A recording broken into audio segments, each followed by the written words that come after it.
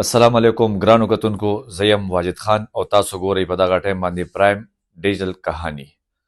که څنګه تاسو سره موږ مخکې یو هفته مخکې یو ویډیو شیر کړې وه، محکمه خوراک او پولیس مشترکه یو کاروی کړې وه وړو څاروو والا چې کوم ته بچړی وایي.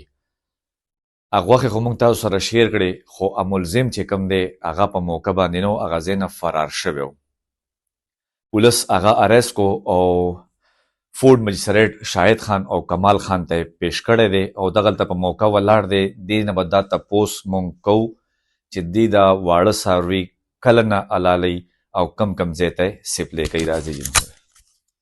السلام علیکم. وعلیکم السلام جی. پهله دې راته خپل نوم وښایه او هغې نه پس چې کوم دی دا تا کوم کار پهله خو دا ډېره سخته ګناه ده. بالکل تا نوم دې م راته وښایه. غلام احمد جی.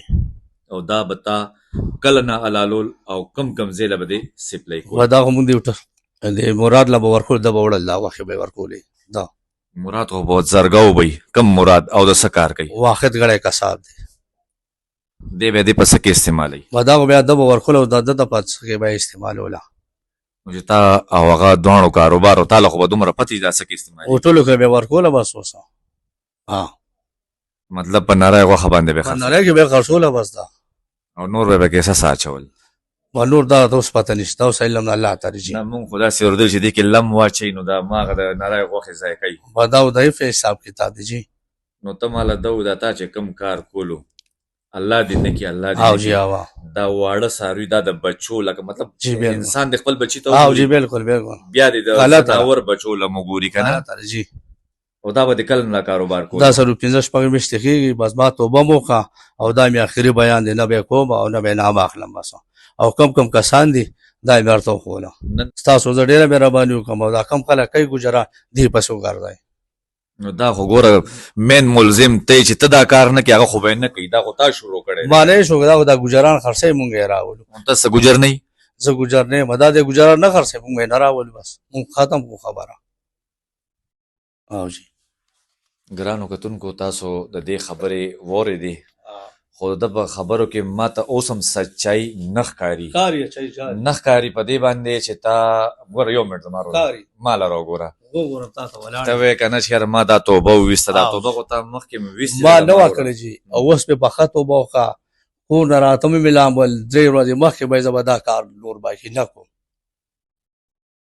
ما وکړل او زه بیا ګیر شوم څه د غل څه د یا به زما مې بس دومره مې بیا قید کړې. زه الله دې وکړي چې همدغسې وشي. ګرانو کتونکو دې خو ویل چې ما توبه وویسته، خو الله دې وکړي چې همداسې وشي، دله احساس وشي او دې په زړه کې د الله نه یره پیدا شي او دې داسې غلط کار نه کوي. په دغه ټایم باندې موږ سره فورډ مجسټریټ شاهد خان هم موجود دی. دې سره به لږې خبرې کوو چې د دې به سزا صحیح او دې خو دا یو څو ورځې جیل ته لېږلی، اوس په ترېنه تپوس کوو چې نور د ده به سزا صحیح. السلام علیکم. شاهد خان ماشاءالله مونږ خو یو څو ورځې مخکې یو 2 ویډیوګانې کړي دي که نه، په هغې کې ملزم چې کوم دی ښکاره نه و. اوس ملزم ښکاره هم شو او دې چې دا کومه توبه وویسته، نو تاسو څه ویل غواړئ په دې کې؟ داسې ده چې تاسو ته خو ما ویلي، تاسو خو امید هم نه لرو چې دا به ګرفتار شي. نو عوام خو اکثر دا دغه کوي که نه چې یاره تا ته ما ویلي زه به دا تا ته ښیم. نو هغه دا د ستاسو مخامخ دی چې هغه ګرفتار شولو او دا 2-3 ورځې پولیس والا سره و، هغوی ته انټاروګیشن کولو. نو اوس انشاءالله مونږ کوشش کوو چې به دې جیل ته ولیږو او چې ده سره کم ملو کسان دي چې هغوی مونږ د دې نه پس د هغوی نمبر دی هغوی به نیسو. ګرانو کتونکو، تاسو د شاهد صاحب خبرې هم واورېدې. ما دې نه مخکې ویډیوګانې کړي دي او هغې کې ما دا خبره کړې او دې کې د ملزم هم دا خبره وکړله.